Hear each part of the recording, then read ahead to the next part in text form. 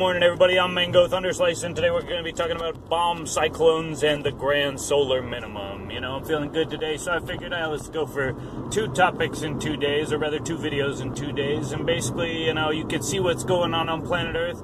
You know, the storm metaphorically and the storm literally. But again, as I've been, thematically emphasizing in these videos, it's all a function of energy, right?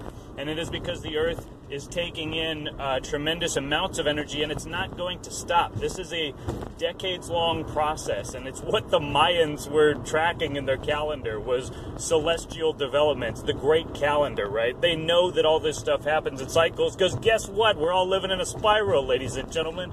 We're all going round and around and around, and it's a new experience each time, yes, but there are definitely repeating patterns, and that is the sacred ancient calendar, right? And so we basically got, you know, what was it, the other night, 92% of the United States was below freezing, and basically in Florida right now, there's iguanas just dropping out of the trees because their little iguana nuts are so cold that they basically can't even maintain their body temperature. They're cold-blooded reptiles, and so they're just falling out of trees, and people bring them back inside, and then they come back to life. But, yeah, basically, because it's freaking 30-something degrees in Florida. And yes, I know it's wintertime, but that's the whole point of moving to Florida. You don't even have wintertime.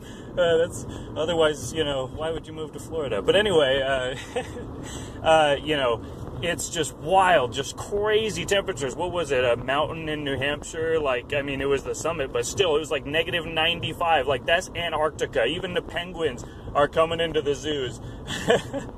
You know, the birds that huddle together in, like, Antarctic windstorms just to survive. Like, yeah, they're like, dude, it's really cold out here.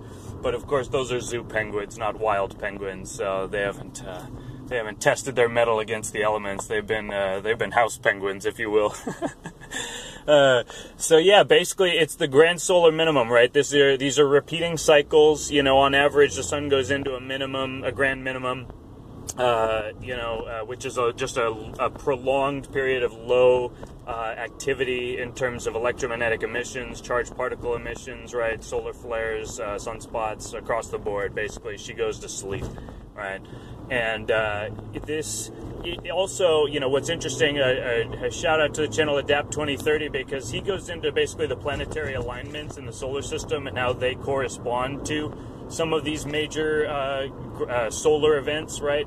And a lot of them correspond with all of the 4 main gas giant planets, Saturn, Jupiter, Uranus, and Neptune, basically all being on one side of the solar planetary disk, if you will. So it's almost like all the big guys in the boat are standing on one side, right? That's what happens when all the gas giants are on one side. They are taking all the planets are connected to the sun via, basically, NASA's even talked about this, these magnetic, vortexes, these connection points, right? Magnetic reconnection points. And all the planets are connected to the sun, again, like this big plasma ball.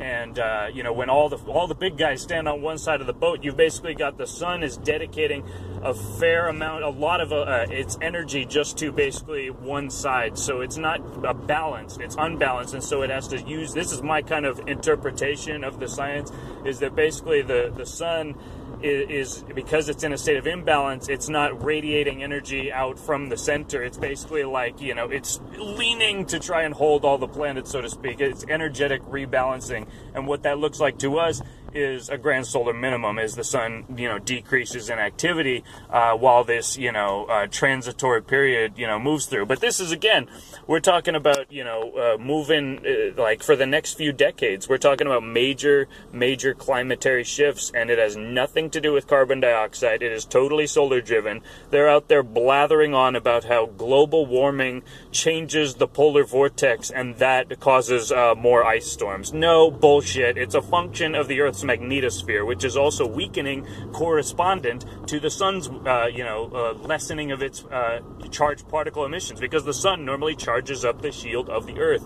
Every time Earth gets a little whipped up in a solar storm, right, it charges up her shields, right? And if the sun isn't giving her those showers of charged particles, then, her shields are going to, correspondingly weaken, and what that leads to is an increase in the influx of galactic cosmic rays, which increases cloud formation, It changes, you know, basically the nature of the jet stream, and, you know, we're going to see more aurora borealis and aurora australis, right, at both the poles, and it's going to be at, you know, more extreme latitudes, right, because there's going to be more energy coming into the system, and there's going to be more tumult, and there's going to be more, you know, change and revolution and evolution, and you know, I just want to encourage everyone to get prepared and buckle up. And this is not about, you know, the collapse of the government, right? It's just about resilience, right? It's just about being able to provide for your family and your friends and anyone, you know, to be that wellspring and not to be a parasite, you know, in the event of a real situation,